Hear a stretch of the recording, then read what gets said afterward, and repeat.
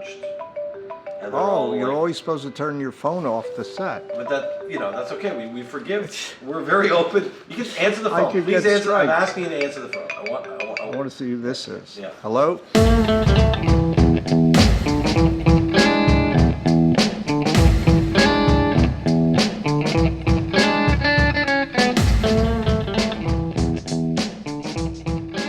Welcome back to Craft Truck Through the Lens. We are privileged to be in the studio and home of one of cinema's greatest cinematographers, a man who has worked in many genres and has always evolved and developed as an artist, never ceasing to push themselves and to explore new territory, Mr. Ed Lachman.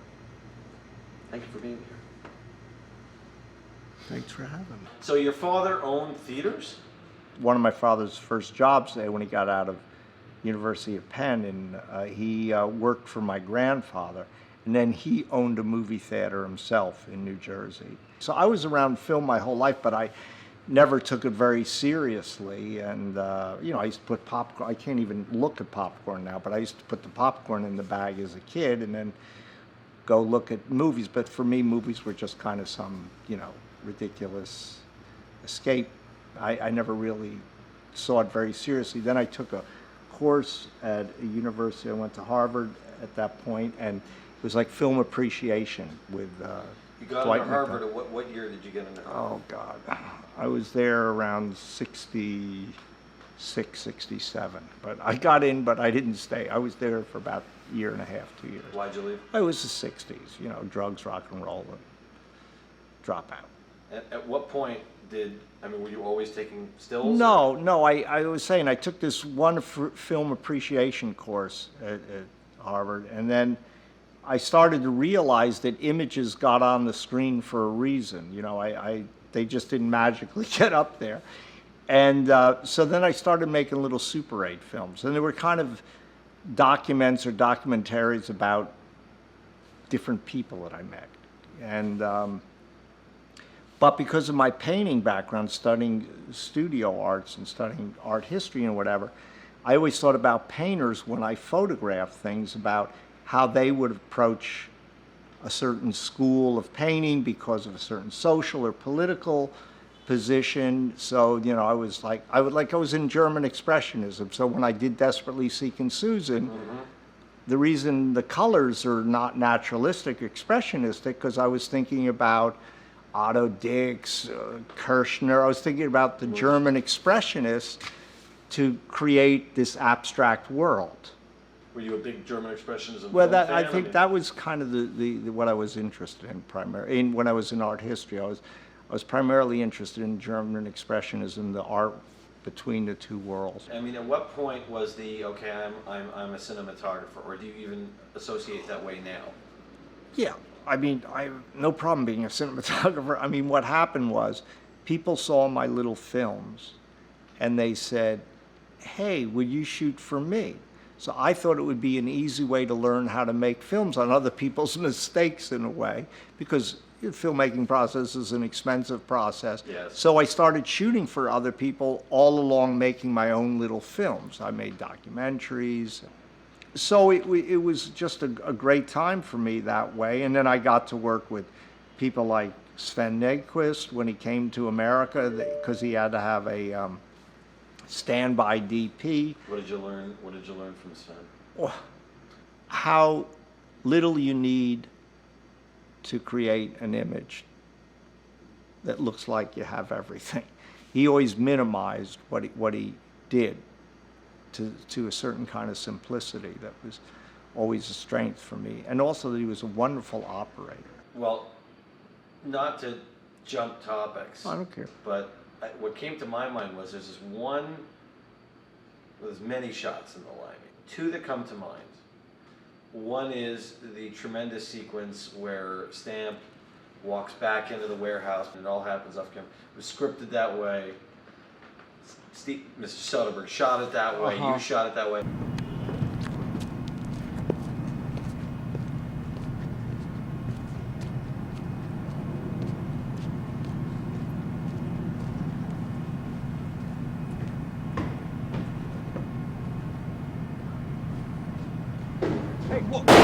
hey!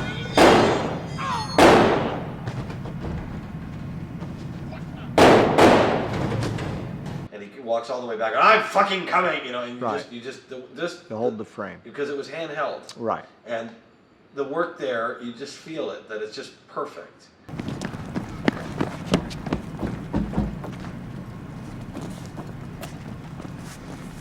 You tell him! You tell him I'm coming! Tell him I'm fucking coming! It's true. We shot, I would say, 95% of the Limey, not just handhold, but not on a tripod.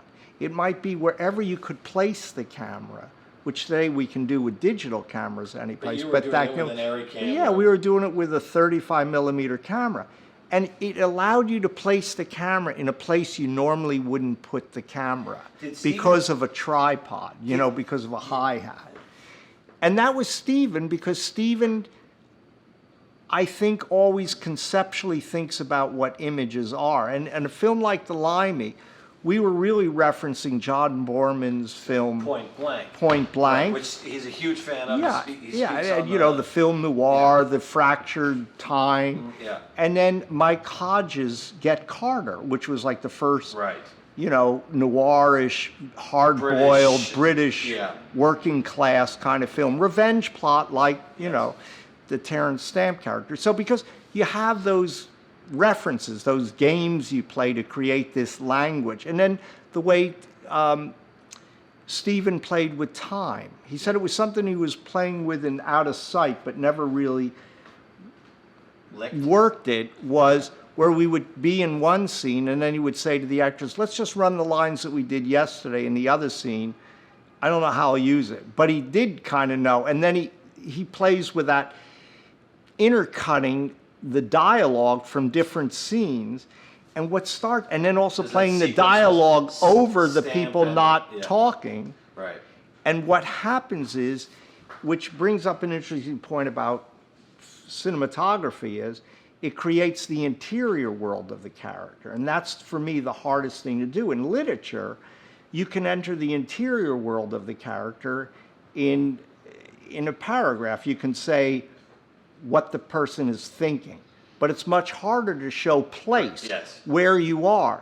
Where in cinema, it's just the opposite. You can show place, location in one shot, but it's harder to show what people are thinking or feeling from the interior. Yes. And I think if there's any thematic that I try to approach in images, is how I can enter the interior world of the character to embrace in the story what the character is going through psychologically that will allow the images to portray that. Right. There was an investigation, okay? The car was totaled. Jenny was... her neck was broken, they said, on impact. So she wouldn't have felt the effects of the fire. Those streets up them hills, man, you gotta be careful, you know, you gotta keep your eyes on the ball. 2 o'clock in the morning, it's dark, your mind's a little agitated, you're driving a little too fast. Those curves don't kid around. Could have happened to anybody. I mean, I didn't know Jenny to be reckless, but you know, she'd have a drink here and smoke a little pot, and that was it, nothing more than that. No, not my girl. Self-control she had.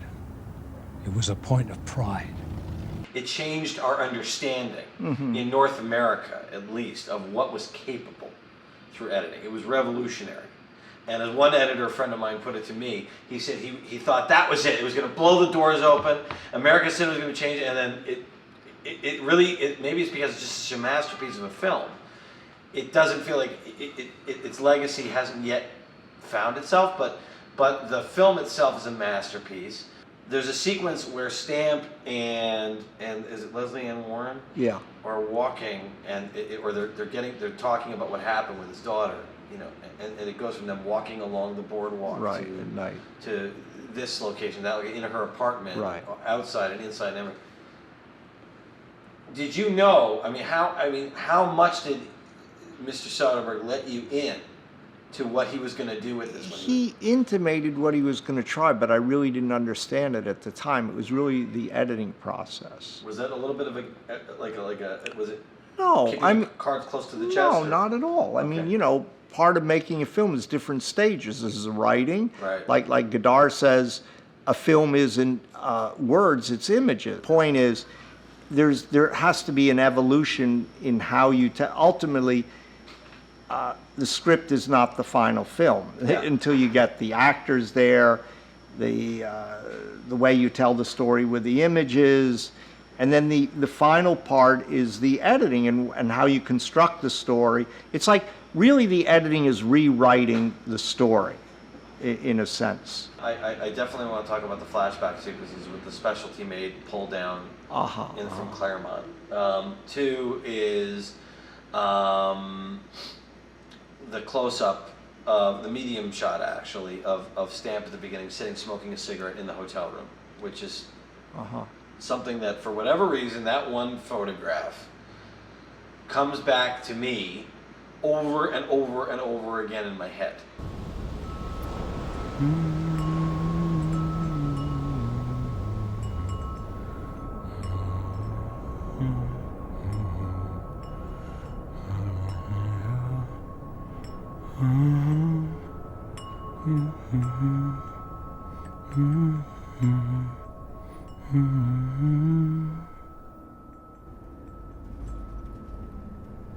You know, I think that shot, I know the one he's sitting on the bed. I Yes. think that the camera, it wasn't necessarily handhold, it was just on a chair across from him.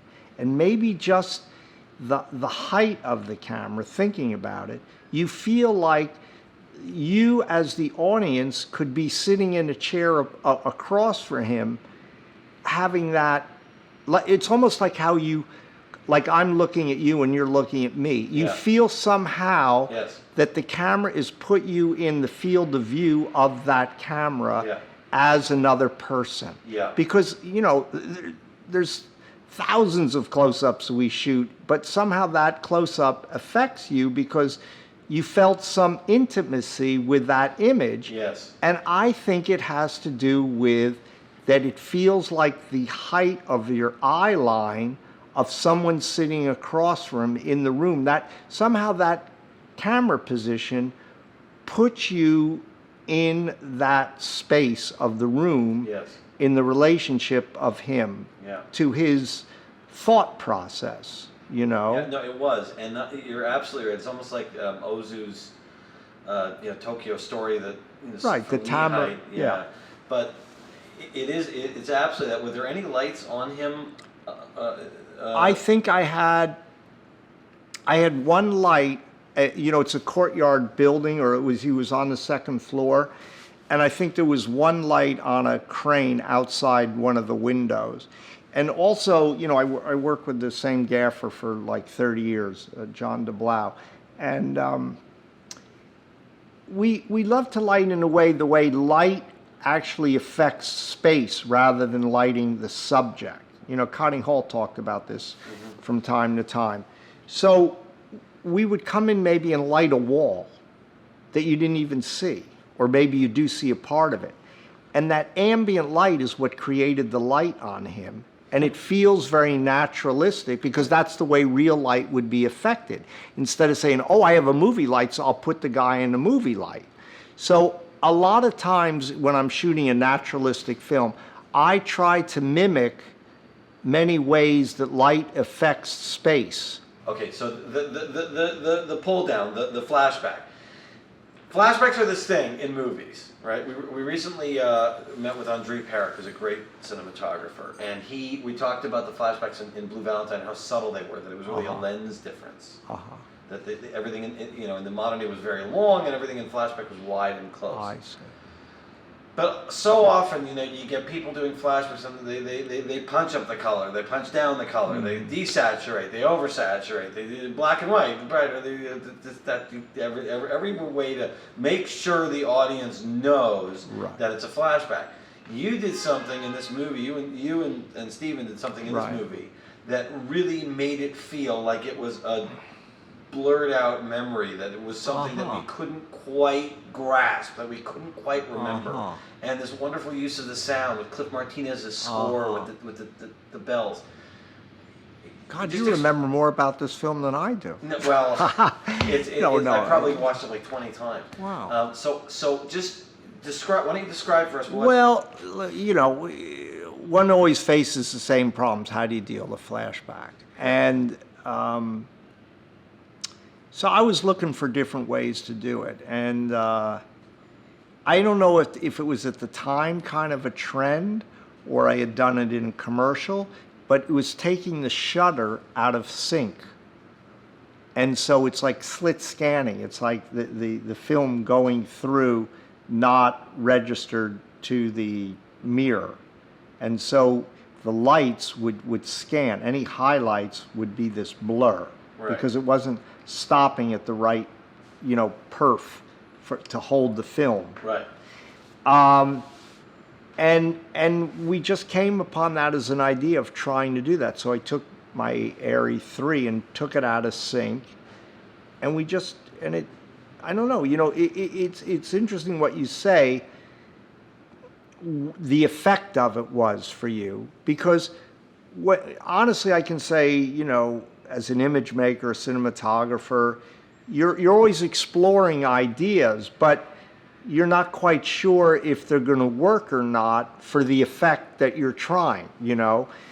And I guess that worked in that way. I felt like it worked, but I didn't really always understand how it could work on a psychological level, because, and that brings up a point, images aren't just representational, but they're a psychological view of how you're telling a story for the characters and for the audience. The photography of the Limey is stunning. It's absolutely stunning from every yardstick you can apply to it. First and foremost, from the fact that it works so well in this cut, in the montage that the movie is, and the way it's cut together. But the actual lighting of it is so dynamic and interesting. And there's one consistent thing that happens a lot, particularly through the first part of the movie, but it happens throughout, which is we'll be in a location and the window, the outside will be so overblown that it creates this electricity to the images. And I read somewhere that when you were shooting Erin Brockovich, that you turned to Stephen, if I may call him Stephen, Sure. At some point said something like, does it have to be 10 stops over like it was in the Limey? How did this come about? Was this his idea, your idea? Well, no, I mean, look, it was a naturalistic film. In other words, we wanted to shoot the Limey like, which it was, so-called in Hollywood terms, it was an independent, low-budget film. So we're using the means of not relighting everything, like using actual locations, working with different color temperatures between tungsten, daylight, and fluorescent, which I love, which really came out of like what I do in Europe, you know, because you don't have all the lights and the time to do everything, so you work off of what you have. Right. And I think that comment wasn't exactly right. I mean, what we gained from the Limey out of this naturalism, but also it was a heightened reality. I mean, the thing is, I think people get hung up that reality, that film represents reality, but really it's the illusion of reality, because number one, what's reality but illusion? But two, we're recreating the illusion of creating a reality with film, right? Right. So it was a heightened reality. So I play with color temperatures, I play with natural lighting, I play with movement that wasn't always motivated by the action. There was an independence to the camera. And in a sense, what we did was recreate that in how you do a larger budget, a big budget Hollywood film with a $20 million star, Julia Roberts, how you make an independent film with those means. And that's what Stephen wanted to do. Was he didn't want he said he didn't want to see any lighting trucks, so we would hide like a street over.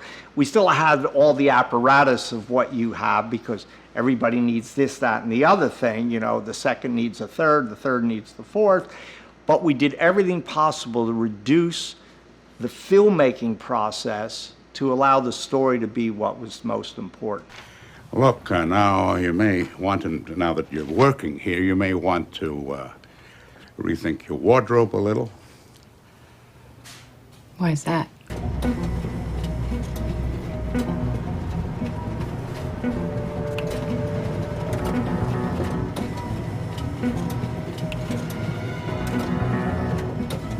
Well, get this, they had a seminar.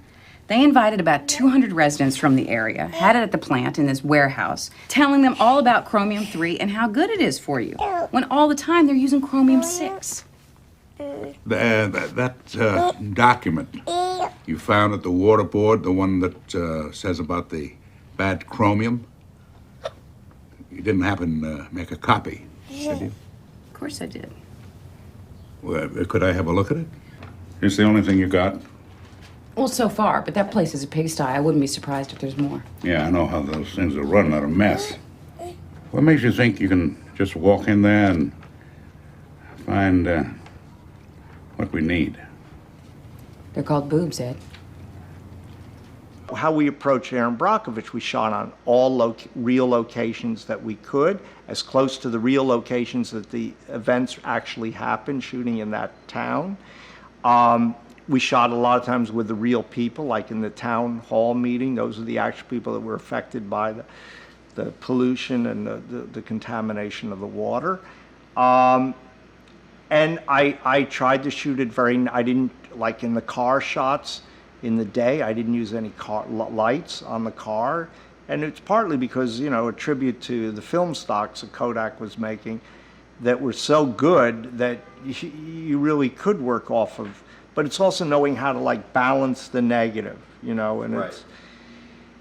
So that was more the approach. It was more the way Stephen, it was the other way. He would say, do we really need a light? You know, there would be a scene in a room, and I thought, oh, can I just have one light? You know, but the light would be outside the window or whatever. Is there any particular sequence in Erin Brockovich that you were really, really proud of when you saw that film? Because it's one of these films that is unique in as much it is in some ways a quintessential Academy Award movie, an Oscar movie, in as much as it's both very populist and extremely artistic. You know. I kind of remember the film. That's a great response. It's always the scenes you're not sure it's going to come out or not. I mean, I could tell you a scene in the Limey that affected me. There's the scene when he first comes to L.A. and he's in the back of a cab at night. Yes. And it's a night shot, so I had a Kino flow out the window, and just enough that gave something to Terrence Stamp's character. And the generator went out. I ran out of gas, or it broke, or whatever, right? So how am I going to shoot this scene? I don't have a light, and we're out there and near the airport, and you know it's late. Yeah. So, and this only works too when you have a director that's willing to take chances, you know, and not blame you if you take the chance and it doesn't work out. Because I think many times cinematographers are trying to protect themselves, and that's where they limit themselves from taking chances, because they always get blamed for other people's reasons or whatever, you know. But I didn't have that problem with Stephen, because Stephen takes his own chances, and so he said to me, well, let's shoot it without lights. So I go, Now I like to push film anyway, you know, because I always think the film grain became so good it almost looked like digital to me. Right. And so I always like to push back then it was, I don't know, 5279. 500 to 1,000 and overexpose it as stock. Talking one stop. Yeah, one stock. But there was a new stock that came out. It was 800, which at the time, Yeah. I didn't really like.